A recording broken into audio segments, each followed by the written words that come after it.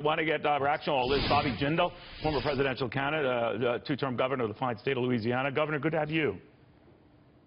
Neil, it's great to be back. Look, before we talk about anything unimportant like the presidential race or Donald Trump or Hillary Clinton, it is great to see you back. I'm so thrilled to see you healthy and back on the air. If I speak for many of your viewers, we were praying and thinking about you. It's great to have you back. Well, I appreciate that, Governor, and I'm very appreciative of your very kind note to me. I mean, that was a real spear picker-upper, so I appreciate that.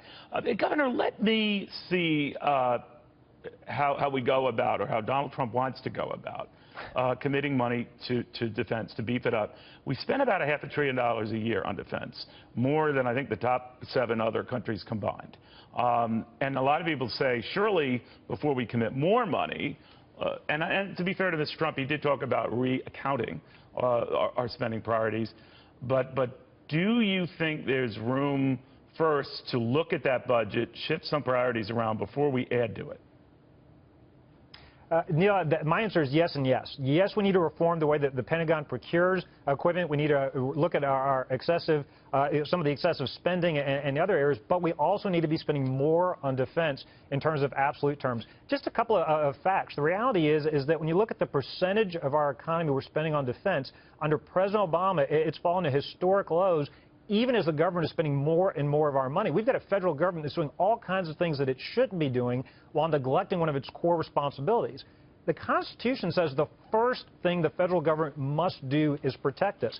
We've got a federal government that's doing all kinds of ridiculous things it never should be doing in the first place, while at the same time we've got fewer members in the Army. We've got older airplanes, and we've got older and fewer ships. We've got equipment that is really not what we need to make sure that we continue to be the best and the strongest military force in the world. You know, Donald Trump began his speech today by saying peace through strength. That's more than a slogan. That actually works. The irony is, if you want to avoid conflict, if you want to avoid war, you need to prepare for it. An investment in our military is actually an investment in deterrence and peace. Has he been winning you over a little bit more? I know when it started out, and you famously editorialized that I think electing Donald Trump would be the second worst thing we could do this November, better only than electing Hillary Clinton to serve a third term of the Obama administration. Do you feel a little warmer or fuzzier toward him since? Well, look, he's gotten a little more disciplined in the last few weeks. I still have my fundamental concerns. I've not changed my fundamental concerns, but this is a binary election. Look, Hillary Clinton has only done one thing. She served as President Obama's Secretary of State. The only accomplishment she has, other than making herself personally wealthy, is that she's made us less safe. She's made America less safe. She's left the world more dangerous because of this president's failed foreign policies. She's simply not acceptable as the next president of the United States, and that means that we need to elect Donald Trump. And I still have my concerns. I've not overnight, or even despite the last few months of campaigning and watching the campaign trail, I've not come to the conclusion that all my concerns were wrong.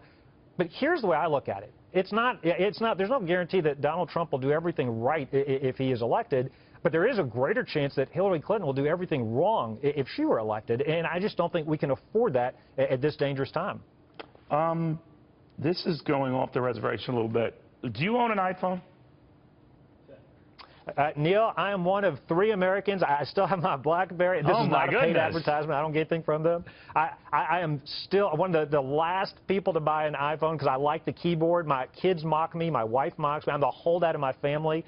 So I'll probably have one of the last BlackBerries still in America just because of the keyboard. And I've heard all you my and my wife. You and my wife. She likes that keyboard. I am curious, though. What do? You were known as a guy who didn't spend a lot of money as governor. I mean, you didn't like to waste a lot of money. To your credit, other people would say, well, you held the purse string a bit too tight. Be that as it may. Do you think that a phone that offers so little in terms of new advancement is worth it? If your kids were to come up to you and say, hey, I want to get the latest iPhone, it's out, but it doesn't appear yet, Governor, that it is a dramatic leap forward, what would you tell them to do?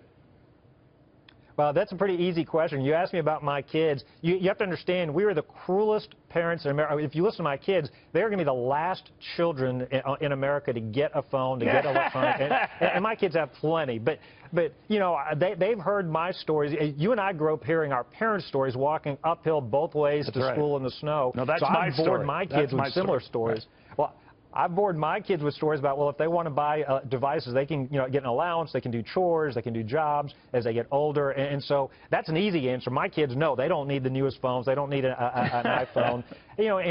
I suspect there are millions of loyal Apple fans out there that'll be lining up because it's Apple and because they're excited.